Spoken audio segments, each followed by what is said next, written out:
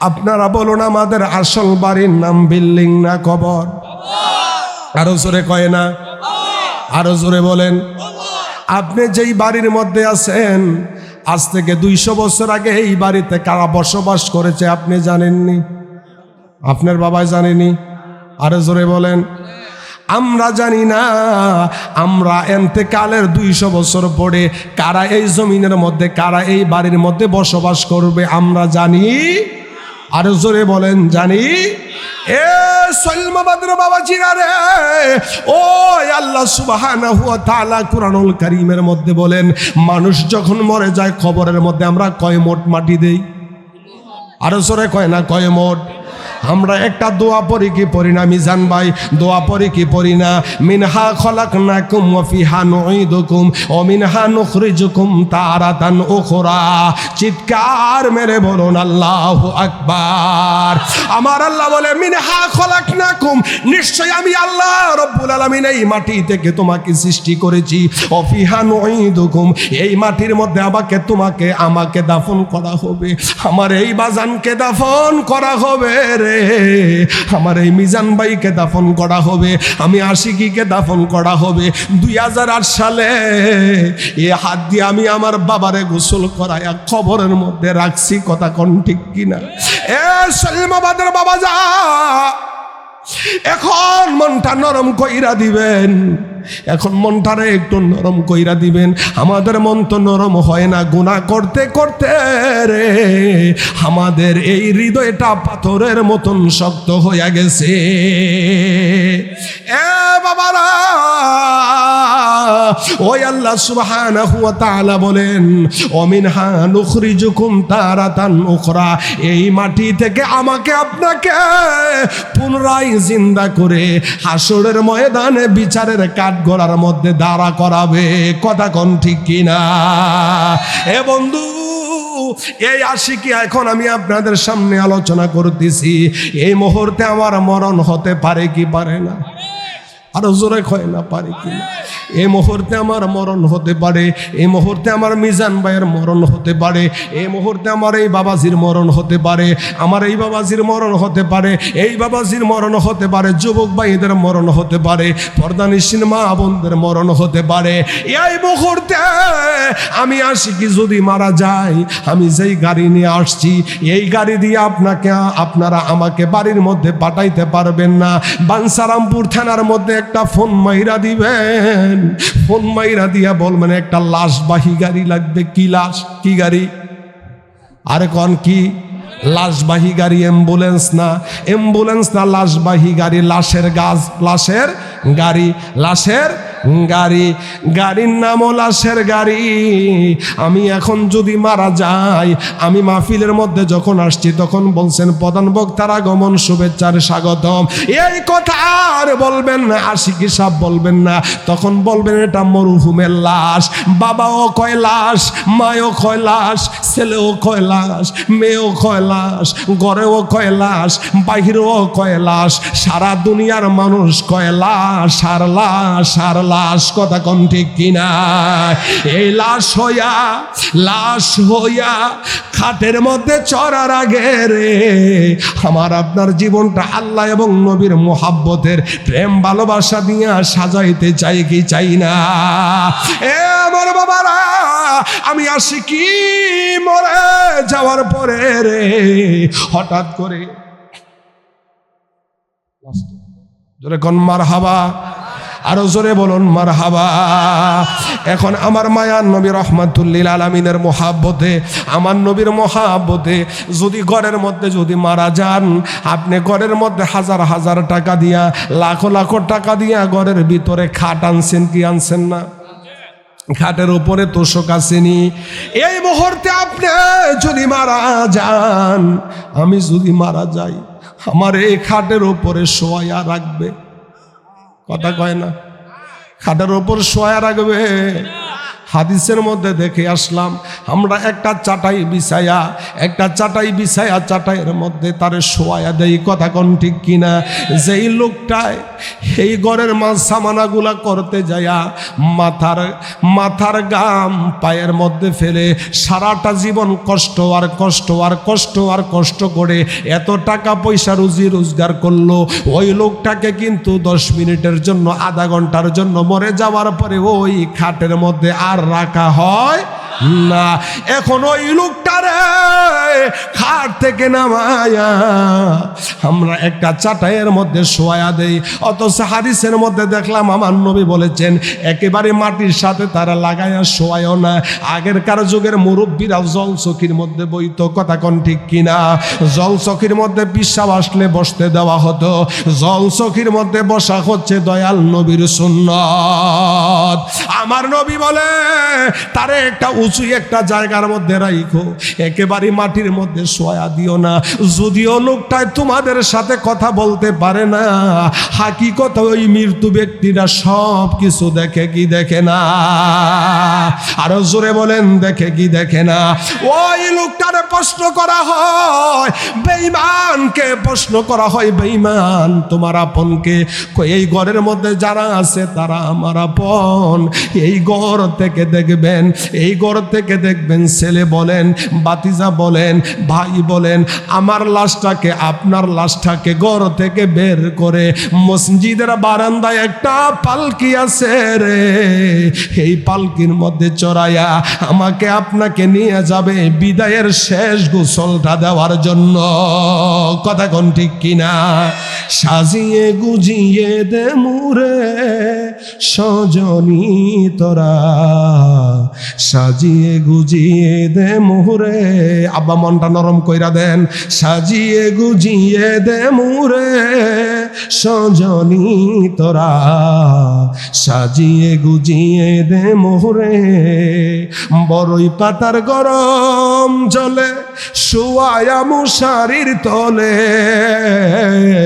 বড়ই পাতার গরম জলে,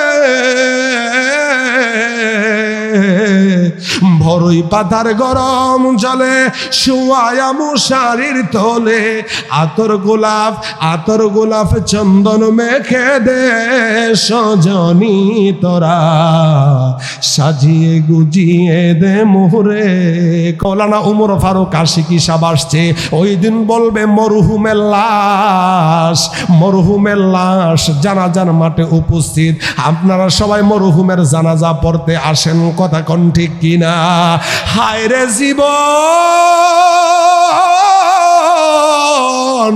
জীবন রে, ও সলমাবাদের বাবারা, এই জীবন দিয়া কি করবেন? ফুলের সৌরভ মানুষের গৌরব বেশি দিন থাকে না। ফুলের সৌরভ মানুষের গৌরব বেশি দিন থাকে না। এখন গায়ের মধ্যে জোর আছে, 10 জনের সাথে কুস্তি খেলতে পারবা। এখন যদি আমার এই বাজানকে বলা হয়, বাজান আপনি 2টা পোলা মাইনের সাথে ঝগড়া করবেন, বইলা ফালাইবে, আমার পক্ষে সম্ভব না। ও বাজান, আপনার এই শক্তিটা গেল কই?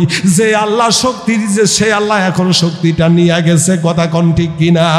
উনি কি আগের মতন চোখে দেখেনি, আগের মতন কানে শুনেনি, আগের মতোই আমি এখন দেখি নাতে মন, চোখ যেন হয়ে গেছে কেমনের কেমন।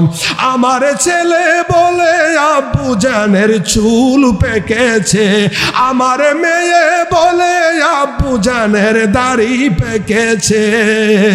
আমি বলি আমার মরার চিঠি এসেছে, আমি বলি আমার মরার চিঠি এসেছে, বলো না।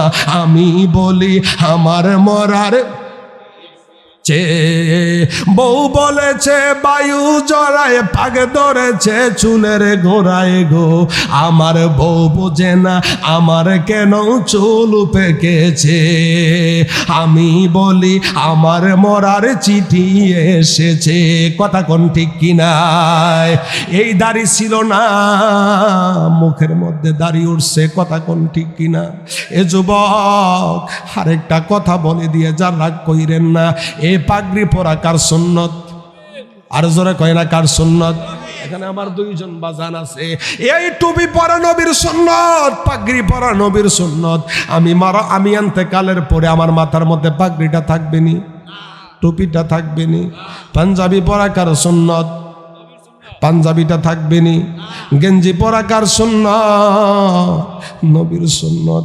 নবীর সুন্নত পাগড়ি থাকবে না, নবীর সুন্নত টুপি থাকবে না, নবীর সুন্নত পাঞ্জাবি থাকবে না, নবীর সুন্নত পাগড়ি থাকবে না। কিন্তু নবীর একটা সুন্নত আমার আপনার সাথে মরণের পরেও থাকবে কি থাকবে না?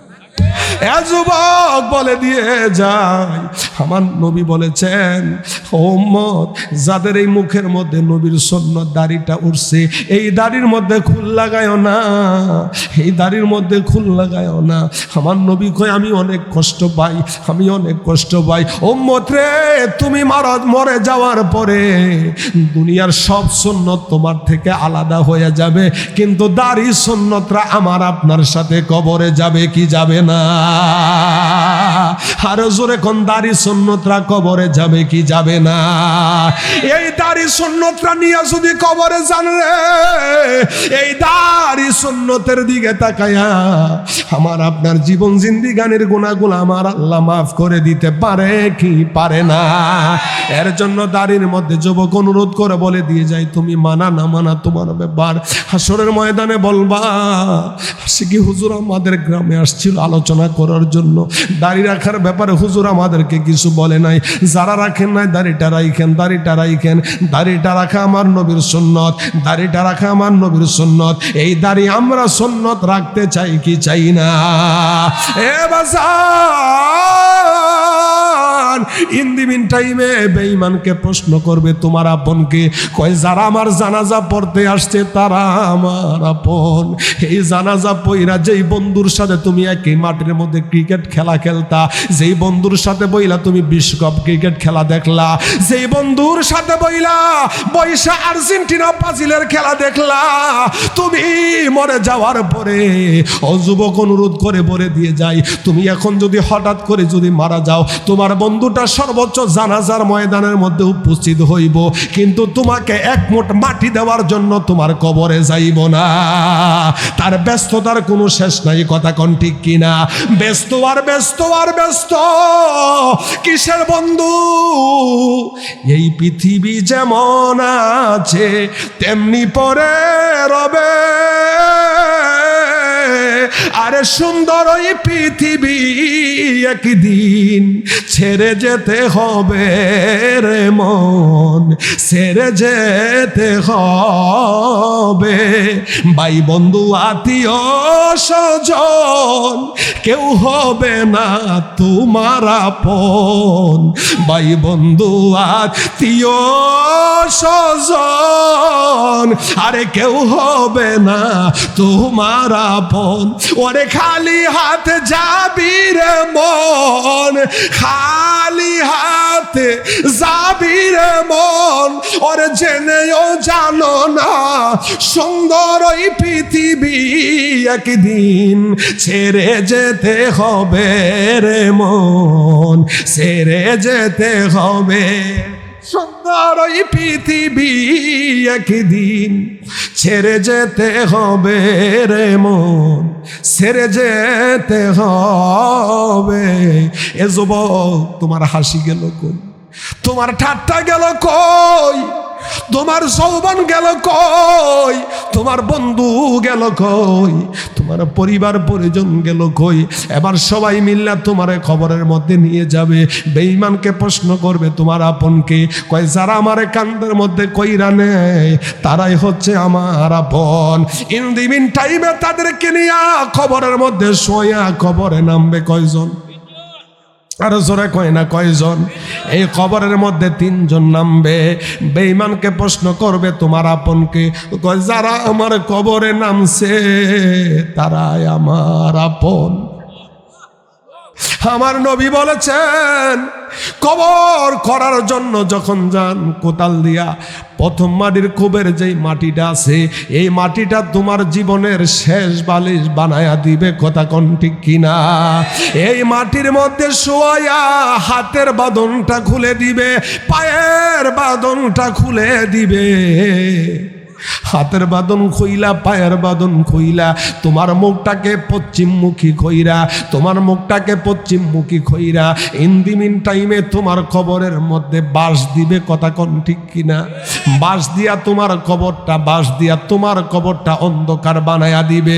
দুনিয়ার মানুষের তৃপ্তি মিটবে না, বাঁশ দিয়া শুধু ক্ষান্ত হবে না, এই ঘরটাকে আর অন্ধকার বানাইবার জন্য এই বাঁশের উপরে আবার দিবে চাটাই, আরো অন্ধকার অন্ধকার অন্ধকার কবর, কথা কোন ঠিক কিনা?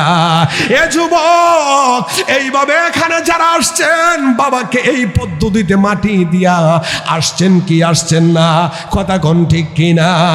আমি চলে যাব আমাই তোমরা ভুইলা যায়ও না, আমি চলে যাব আমাই তোমরা ভুইলা যায়ও না।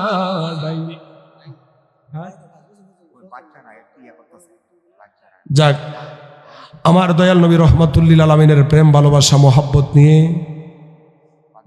আপনারা, দয়াল নবী রহমাতুল্লিল আলামিনের মোহাব্বত নিয়ে আপনারা অন্য কোনো দিন অন্য কোনো সময়, এর জন্য বলেছিলাম 9:30 থেকে মাইক দেওয়ার দরকার ছিল। তো যতক্ষণ আলোচনা করেছি বিদায় বেলা আরজ আপনারা 5 ওয়াক্ত নামাজ পড়বেন, মা বাবার খেদমত করবেন, পর্দানিসীন মা বোন আপনারা যারা আছেন পর্দায় থাকবেন। আর এখানে যারা আসছেন সকলের প্রতি আমার বিনীত অনুরোধ, এখানে দিনিয়া একটা মাদ্রাসা আছে কি আছে না? ও আছে নাকি না? আছে না? এই মাদ্রাসাকে মোহাব্বত করবেন, মাদ্রাসাকে ভালোবাসবেন, মাদ্রাসার মধ্যে ছাত্র দিয়ে সহযোগিতা করবেন। আপনার একটা সন্তান দিবেন, সন্তান যদি না থাকে আপনার নাতি দিবেন। এমনিভাবে এই মাদ্রাসার খেদমত করবেন। আল্লাহ যেন এই মাদ্রাসার খেদমত করার তৌফিক যেন দান করে, সকলেই বলুন আমিন। আসুন বিদায় বেলা আরজ আপনাদের প্রতি আমরা 5 ওয়াক্ত নামাজ পড়তে চাই কি চাই না? আমরা সকলে 5 ওয়াক্ত নামাজ পড়বেন, মা বাবার খেদমত করবেন, মা বোনেরা পর্দায় থাকবেন। আর যুবক ভাইদের প্রতি আমার বিনীত অনুরোধ, বন্ধু পসরা পায়খানা করার পরে ডিলা কুলুপ ব্যবহার করবা। আমার নবী বলেছেন, আমি দেখেছি অধিকাংশ মানুষের কবরে আযাব হওয়ার একটা কারণ তারা পসরা পায়খানা করার পরে ডিলা কুলুপ ব্যবহার করতো না।